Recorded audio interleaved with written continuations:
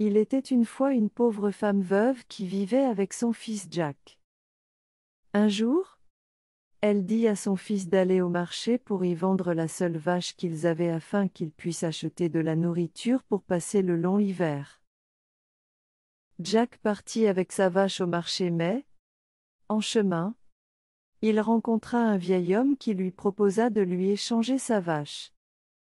« Que me donnerez-vous en échange de ma vache ?»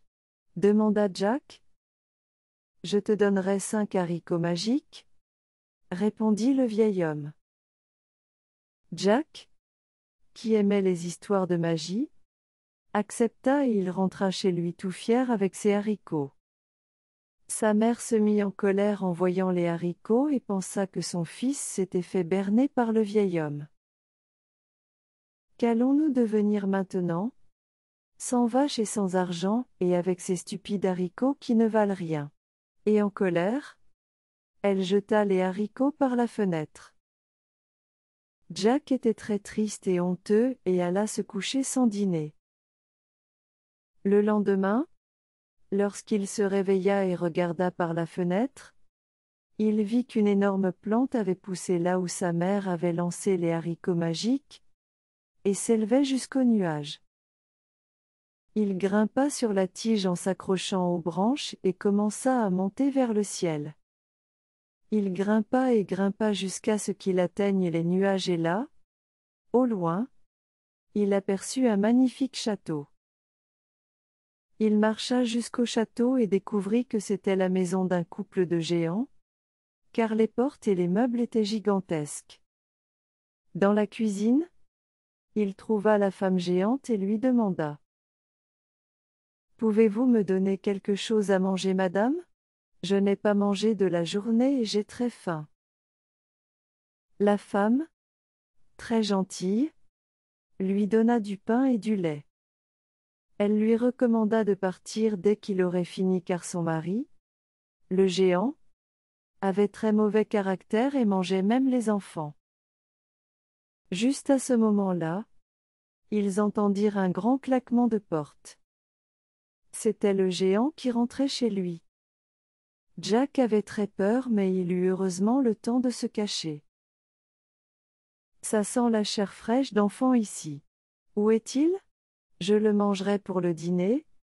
J'ai très faim. » « Il n'y a pas d'enfant ici, mon chéri ?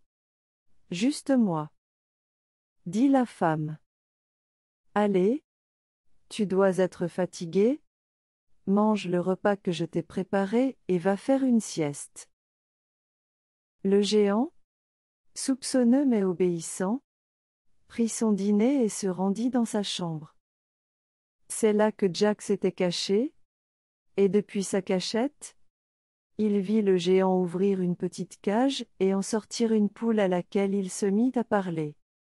« Ponds donc un œuf, ma petite poule, » dit le géant. Et sur ces mots, la poule pondit un œuf en or. Alors le géant prit sa harpe et ordonna : « Harpe, joue pour moi. » Alors la harpe commença à jouer de la musique, et des diamants et des pierres précieuses en sortirent. Satisfait et repu, le géant s'endormit pour sa sieste. Jack profita de ce moment pour attraper la poule et la harpe et sortit en courant de la pièce. Mais dans sa fuite, il toucha les cordes de la harpe et la mélodie réveilla la géant. Il vit Jack qui était déjà dehors et courut après lui. « Je le savais. Te voici, petit garnement. Je vais t'attraper, petit canaille. Tu seras mon repas de ce soir. » Le géant criait en poursuivant Jack qui courait jusqu'aux haricots. Jack descendait aussi vite qu'il pouvait, sautant de branche en branche, sans s'arrêter une seconde. Il entendait le géant au-dessus de lui qui criait et soufflait et arrachait les branches. Il arriva au sol avant que le géant ne l'ait rattrapé et courut jusque chez lui devant sa mère éberluée. Il prit une hache et retourna aux haricots géants qu'il se mit à couper aussi vite qu'il pouvait.